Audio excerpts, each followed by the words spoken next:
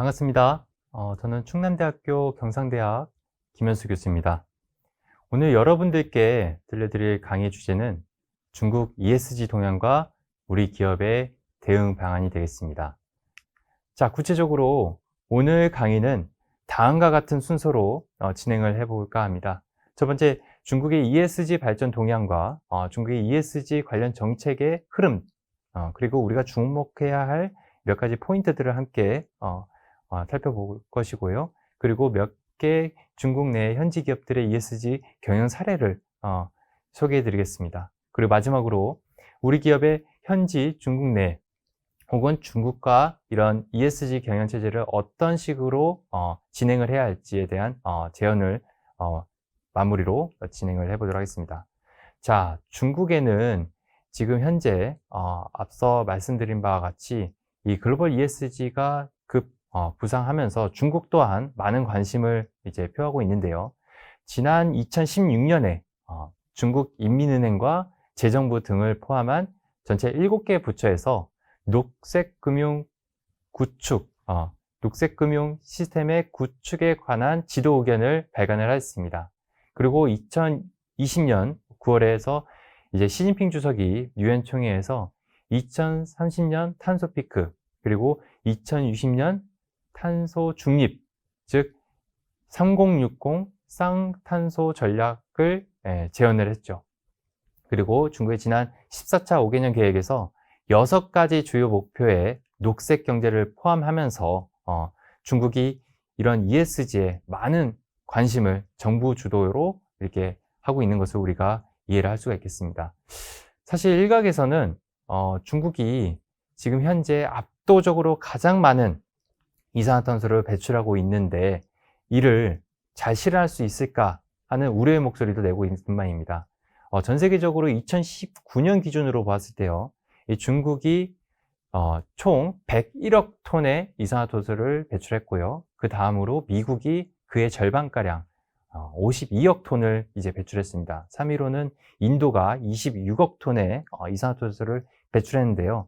그만큼 이러한 중국이 다른 나라들보다도 압도적으로 많은 이런 이산화탄소를 배출하는데도 불구하고 과연 2030년 탄소 피크를 거쳐서 2060년까지 이 탄소 중립을 잘 실현할 수 있을 것인지 하지만 중국은 그만큼의 여러 정책 실현을 통해서 굉장히 매우 자신 있게 이를 지금 표하고 있는데요. 무엇보다도 이 중국의 이 녹색 금융 산업을 보면은 이 녹색 금융 분야에서 양적으로 보았을 때 중국이 아직까지는 글로벌 선두 자리를 차지하는 것으로 보아서 여러 또 이점도 존재하는 것으로 우리 인식할 수가 있겠습니다. 자, 그러면은 조금 더 세부적으로 중국 내 ESG 어떤 상황인지 한번 살펴보도록 하겠습니다. 지난 2021년에 역시나 이 PwC에서 조사한 몇 가지 설문조사인데요.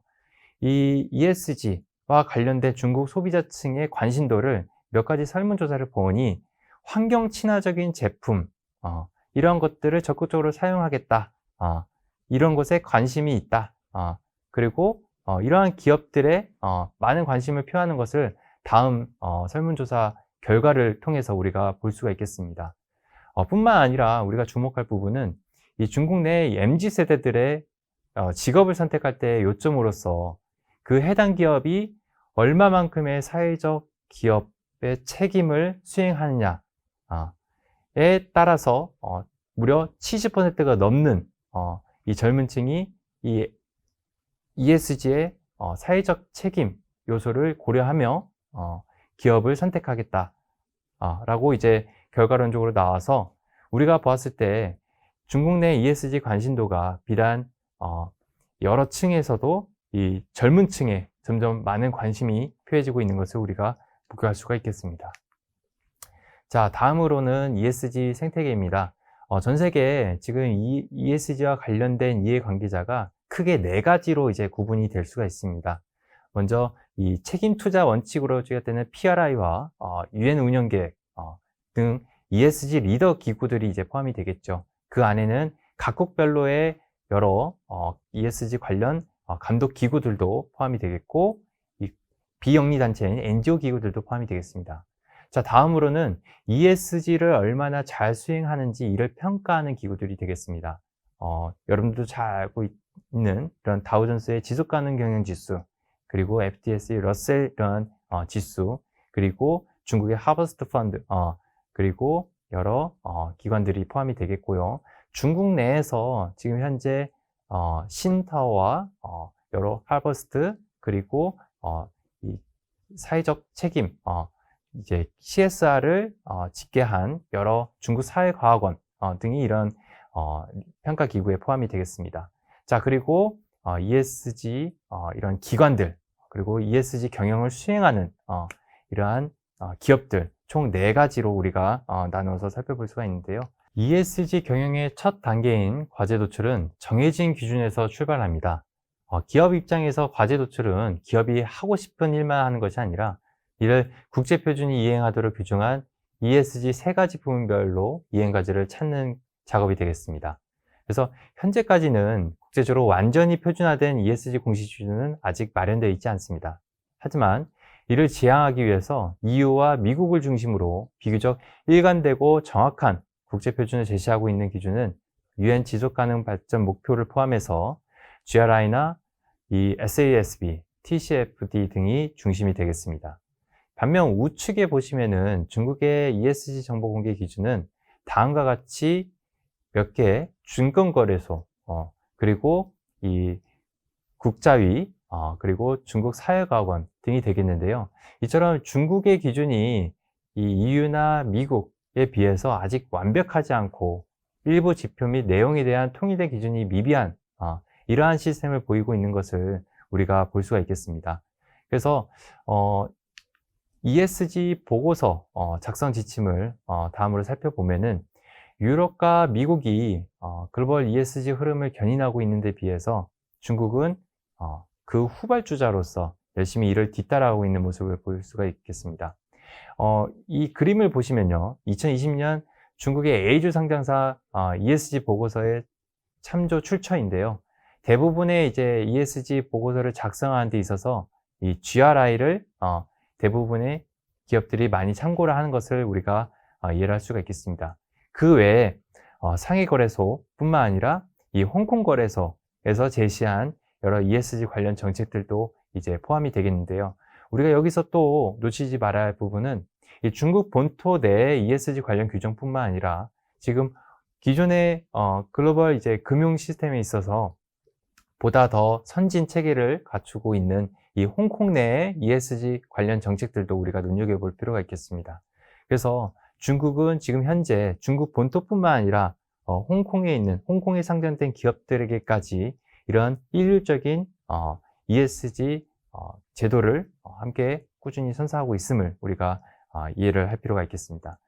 네, 중국 정부는 ESG 관련 규제 정책에 있어서 이 뒤늦게 시동이 걸린 후발주자임을 인식하지만 발빠르게 이를 이 보폭을 좁히고자 ESG 평가 관련 체계 구축을 점점 완화시키고 있는데요. 최근 2019년서부터 중국 내에 펼쳐진 이런 ESG 관련 정책을 한번 살펴보겠는데요. 이 다양한 측면에서 본격화되면서 이런 중국의 ESG 발전을 지속적으로 추진하고 있는 모습을 볼 수가 있겠습니다. 2019년 4월에는 이 자원절약 및 환경보호의 기본 국가 정책을 준수하고 이를 시행하겠는 관련 정책들이 이제 추가되었는데요. 가장 중요한 부분은 이 2019년 4월에 이 시장 주도형으로 이제 그린 기술 혁신 시스템을 관련 정책을 펼치면서 이 10개, 100개, 1000개, 10백천 행동 지침으로 일컫는 이 기업들이 어떠한 그린 기술을 보유하고 그들이 시장에서 어떠한 전략을 취하는지도 우리가 함께 유심히 살펴봐야겠습니다. 2019년 7월에 보면은 발개위와 공신부에서 녹색 산업 지도 목록을 이제 관련 정책을 폐했습니다. 기존에 있었던 녹색이라는 개념이 매우 거시적이고 이 추상적이기 때문에 산업 정책을 집중하는 데 있어서 좀 더 명확히 하기 위한 정책의 일환으로 우리가 이해를 할 수가 있겠고요. 2020년 3월 에는 이제 생태환경 보호에서 이런 환경과 관련한 현대 환경 체제에 관련한 지도 의견을 이제 내세웠고요. 그 다음으로 우리가 또 주목해야 할 부분은 2020년 6월 또 이제 환경보호 문제에 관한 그리고 직원 주식 보유 계획이라든지 뭐 지속적인 경영 능력과 같은 ESG 환경보호 문제에 대한 공개와 검증 요구사항 이런 것들이 이제 몇 가지 이제 모호한 부분에 대해서 완전한 답변을 통해서 이를 구체화시켰다. 자, 다음으로는 2020년 10월에 신에너지차 산업 발전을 뒷받침하는 정책을 통해서 이 시장 육성에 적극 나선다는 방침을 세웠습니다. 이 중국이 기존의 신에너지 자동차의 개발에 있어서 자동차 대국에서 자동차 강국으로 변환하는 유일한 또 하나의 중요한 전략으로 우리가 이해를 해야겠는데요. 기존에 이제 지난 2009년에 신에너지차 판매량이 500대에서 시작해서 10년이 지난 2019년에는 무려 120만 대의 신에너지차 판매를 기록하면서 중국의 이 신에너지차의 강국으로의 변모하는 모습을 우리가 두 눈으로 목격을 할 수가 있겠죠. 자, 그 다음으로 상장 기업들의 여러 질적 향상에 대한 의견과 등등의 여러 조치를 우리가 볼 수가 있겠는데요.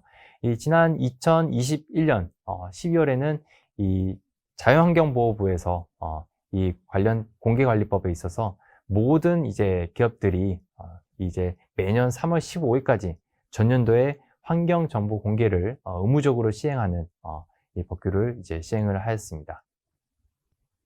네, 중국 내에 펼쳐진 ESG 관련 정책들을 5가지로 축약해서 설명을 드리자면은 첫 번째로 쌍탄소 발전, 그리고 글로벌 연계, 녹색 채권, 정보 공개, 그리고 지방 혁신으로 우리가 요약을 할 수가 있겠습니다. 먼저 이제 쌍탄소 발전 같은 경우는 중국이 2020년 9월 시진핑 주석이 2030 탄소 피크, 2060 탄소 중립 이 쌍탄소 전략을 선언한 이후에 중국의 ESG 그리고 녹색 금융 발전을 계속 주도해온 것을 보았습니다. 그래서 중국의 금융업을 포함한 여러 각계 기관 부처에서 관련된 제도 법들이 규정 중에 있음을 우리가 인식할 수가 있겠고요. 두 번째로는 이제 글로벌 연계인데요. 2021년에 중국 정부와 규제 당국이 글로벌 ESG 국제 표준에 적극적으로 통합하고 국제 이니셔티브에 참여하도록 장려하는 여러 움직임을 우리가 볼 수가 있었습니다. 자, 세 번째는 녹색 채권인데요. 중국의 이제 전체 녹색 금융 부분에 있어서 녹색 채권은 2대 매개체로서 녹색 신용 그 다음으로 규모가 큽니다. 그래서 처음으로 2015년에 중국이 녹색 채권 시장을 구축한 이후로부터 지금까지 이 지속적인 녹색 채권 시장의 발전을 위한 관련 정책들을 추진해온 것을 우리가 이해를 할 수가 있겠습니다. 자, 세 번째로는 이제 정보 공개 부분인데요. 자, 2021년에는 ESG 정보 공개에 대한 관심이 크게 증가하고 있었죠. 그래서 그 해에 여러 관련 상장 기업의 투자자 관계 관리 지침이라든지 그리고 CSRC에서는 상장 기업의 연간 반기 보고서에 대한 형식과 내용 준칙을 발표하면서 이 기업들의 ESG 정보 공개에 대한 지침이 한층 더 강화되는 것을 우리가 볼 수가 있겠습니다. 자, 끝으로 지방 혁신이 되겠습니다. 중앙정부에서 이러한 관련 정책들을 추진한 것뿐만 아니라 여러 지방 부처별로의 각각의 특색에 맞춘 그러한 관련 녹색금융 개혁이라든지 혁신 시범구를 조성하면서 이러한 혁신을 추진하는 모습을 우리가 볼 수가 있었습니다. 이 글로벌 ESG 투자가 확대됨에 따라서 기업들의 ESG 등급을 평가하는 ESG 글로벌 표준과 프레임워크에 대한 이슈가 굉장히 뜨거워지고 있는데요.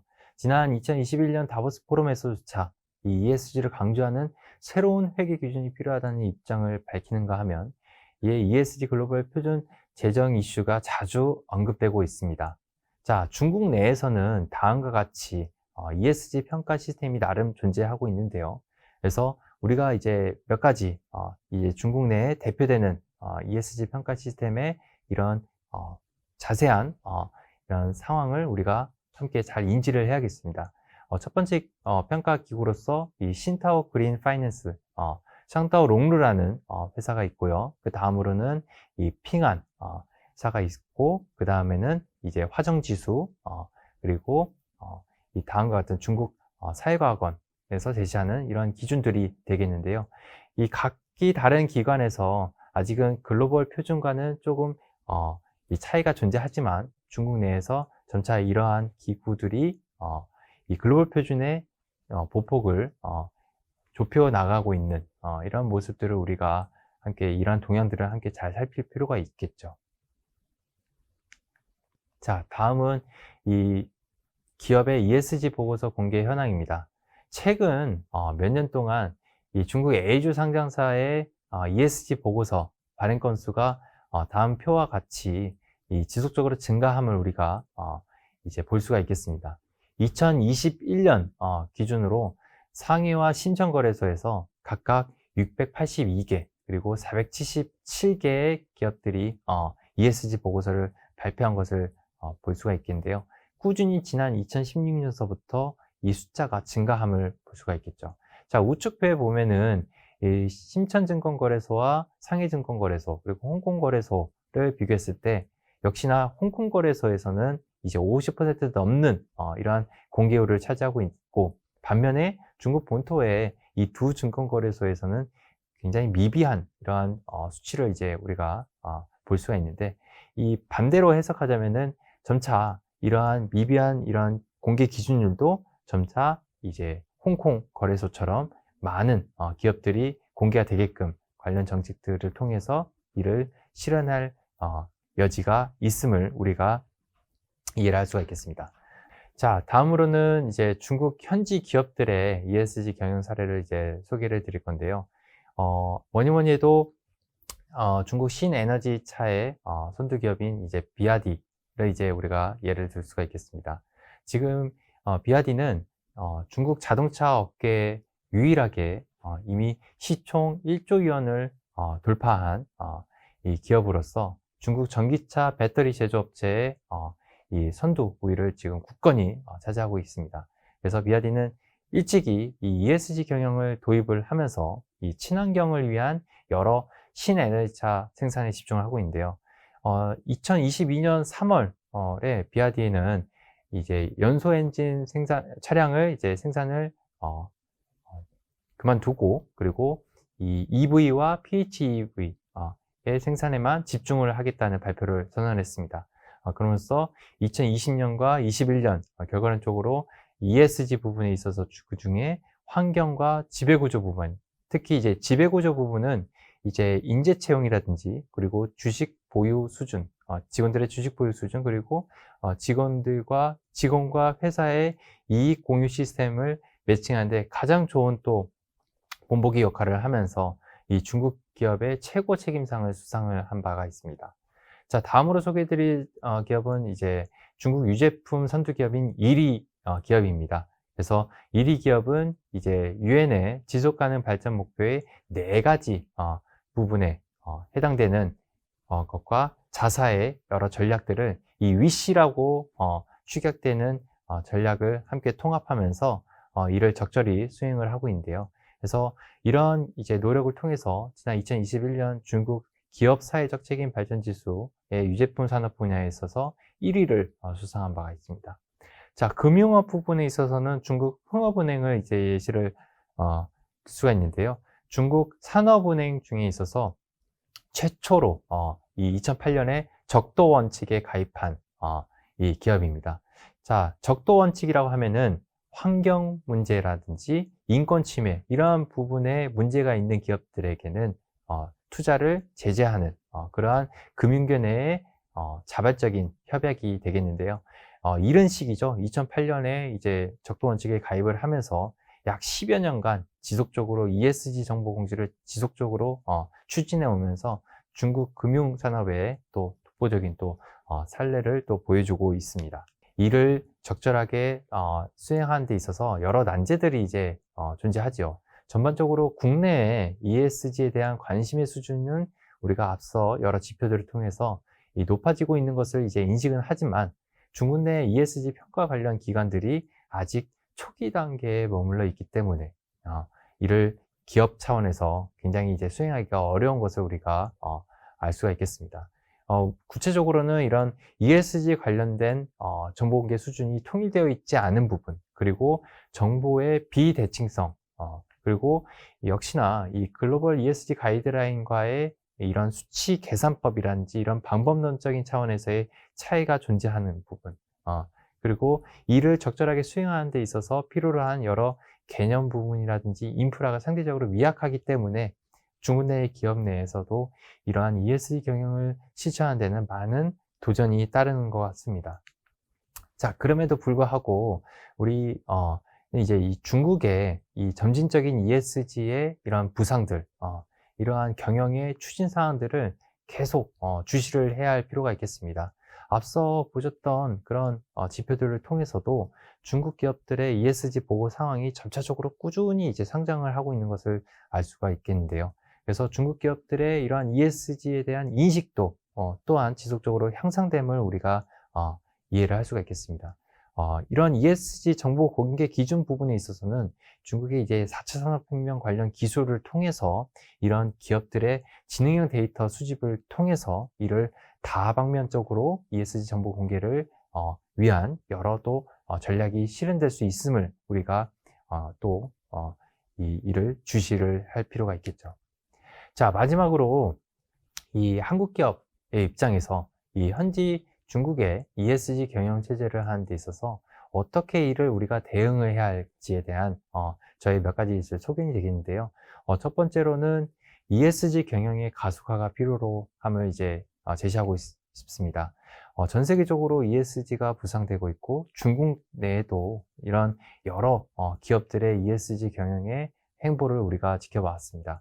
그래서 아직 글로벌 차원의 ESG 경영이 수립이 되어 있지는 않지만 언제 이 격차가 좁혀나갈지 모르기 때문에 한국 내에서도 지금 현재 한국 기업지배구조원이라든지 그리고 정부 차원에서 KESG가 가이드라인이 이미 제시가 된 바입니다. 그렇기 때문에 자체적으로 한국 내에서도 이러한 ESG 경영에 대한 이제 가속도를 낼 필요가 있겠고요. 두 번째로는 기업들이 지속가능성 공시 표준화에 적절하게 대비를 할 필요가 있겠습니다. 이 중국의 ESG 가이드라인이 계속적으로 이 글로벌 ESG 공시 기준 관련 기관들과 협업을 통해서 이러한 것들을 하나하나 맞춰나가고 있는데요. 그래서 한국 기업들 또한 중국의 이러한 가이드라인이 어떤 형식으로 변화하고 있는 이러한 동향을 주도 면밀하게 잘 살펴볼 필요가 있겠습니다. 같은 맥락이 있지만 이 글로벌 ESG 스탠다드 확립을 펼쳐나갈 필요가 있겠습니다. 이것은 비단 기업 차원에서 할 부분만이 아니죠. 정부 차원에서도 그리고 민간 이런 ESG 평가 기관이라든지 다방면에 있어서 이 ESG 이해 관계자들 간에 이런 정책적으로 이런 전략적인 협력이 필요하겠는데요. 그 예시가 될 수가 있는 게 이 중국 내에 직접 사업을 하거나 중국 내에 여러 협력업체가 존재한다고 하면은 그 협력업체와 함께 이 ESG와 ESG 경영을 수행하는 데 있어서 관련 이런 수행에 관한 협약을 맺음으로써 이 ESG 경영 이슈를 적절하게 대응할 수 있는 부분, 혹은 이 정부와 정부 간에 이 한중 간의 이런 이 ESG 관련 이런 표준 지침을 새로이 설립을 통해서 이런 중국 내에서 비즈니스를 하는 한국 기업에게 혹은 한국에서 비즈니스를 하는 중국 기업에게 서로 용이한 이러한 정책들을 실현해 나가는 것도 굉장히 좋은 시사점으로 이제 제시가 될 수가 있겠습니다. 자, 끝으로 오늘 이번 시간 이 강의를 통해서 여러분들에게 이 ESG와 관련된 이런 기업 차원에서의 대응 이런 부분을 몇 가지 이제 제시를 해봤는데요. 모쪼록 이 코로나 위기 속에서도 앞으로에 있을 이런 중국 대중국 비즈니스 항상 건승하시길 바라며 본 강의를 마치도록 하겠습니다. 감사합니다.